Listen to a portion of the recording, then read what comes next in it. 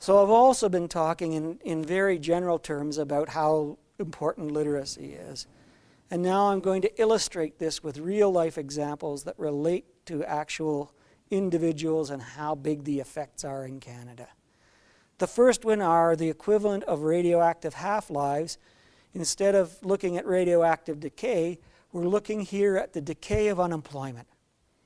The blue line is high-skilled people, people with level 3, 4, and 5 literacy skills. The red line are level 1 and 2 people. And what we're looking at is once someone gets unemployed, how long does it take people to get reemployed? For skilled people, it takes half of them 9 weeks to get reemployed. So not so long, a couple of weeks without employment and then back into a job. For the low-skilled people, it takes half of them 38 weeks to get back into employment. And so from an individual point of view, you certainly want to be in the level 3, 4, and 5 and not in the level 1 and 2. From a public policy point of view, the costs of the employment insurance system are punishing low-skilled people by keeping them in unemployment by 4 times longer. And from an economic point of view, this is incredibly punishing. The labor market is sorting and selecting people on their skill and leaving the low-skilled behind. Not something we want to interfere with because it's economically efficient, but you have to worry about the impact on low-skilled people as a result. This next chart looks at the impact that skill has on people's wages. So we're able to explain a good part of the differences in what different people earn, and those differences are attributable to the natural things, to people's education levels, to their work experience, and what we see from this chart is their skill level. In fact, in Canada, more of what the differences in people earn is attributable to their average literacy skill than any other country in this display. So 33% of those differences can be traced directly back to differences in literacy skill. So what does this do? People with skill get higher wages, people with lower skill get lower wages. A second thing that this chart reveals is that a country like Sweden, the impact of literacy skill is actually quite low. It explains only 10% of the explainable wage variability in Sweden. This we found to be a paradox because Sweden is the most literate country that we've measured to date, and it has very little variation in literacy skill across the population.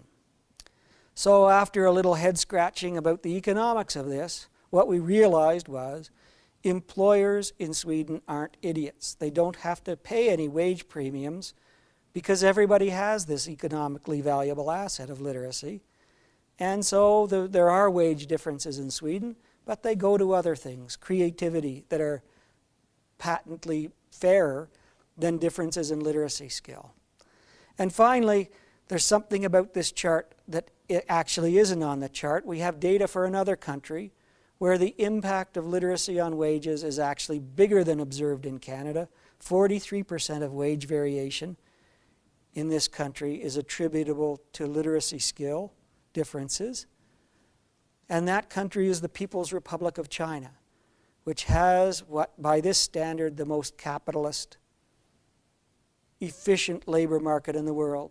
So the Chinese have a huge supply of education and skill. They also have the market mechanisms to create incentives for individuals to get skill in the first place, and then the tool to apply those skills. And so in competitive terms, we should be absolutely afraid. Were this not bad enough, all of what I've said so far is in the process of being amplified. The diffusion of computer technologies into general life and the production processes at work mean that people that have computer skills get ahead. Computer skills, what this chart looks at is how does your literacy skill level influence the probability that you're going to be a heavy computer user? And at the top of this chart you have Bermuda, where highly literate people, those people in level 4 and 5, are 3.5 times more likely to be heavy computer users than their less literate peers. In Canada, it's about 2.5 times more likely. Computer skills are economically productive skills as well. It turns out that they amplify basic literacy differences. Suppose that you're highly literate and a heavy computer user.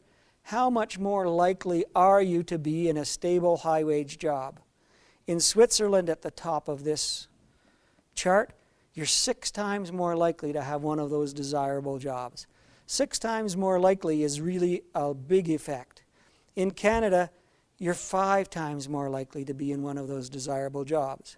So if you're thinking like an individual would, on which side of this skill fence do I want to sit?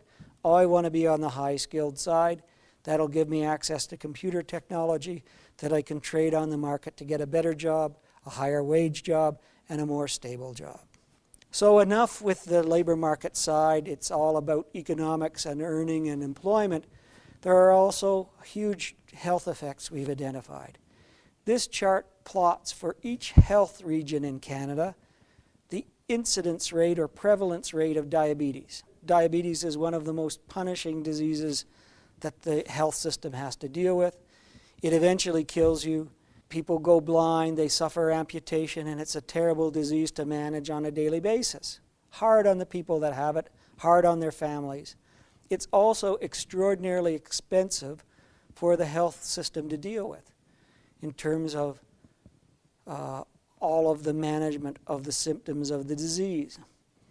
This chart displays the relationship between health literacy, so literacy and numeracy skills applied to health tasks, and the prevalence rate of diabetes in every one of Canada's health regions. And the black line reveals the relationship between these two things.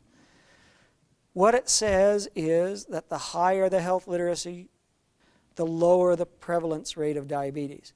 And you see a 5-fold difference between the best health districts and the worst. And so this sets up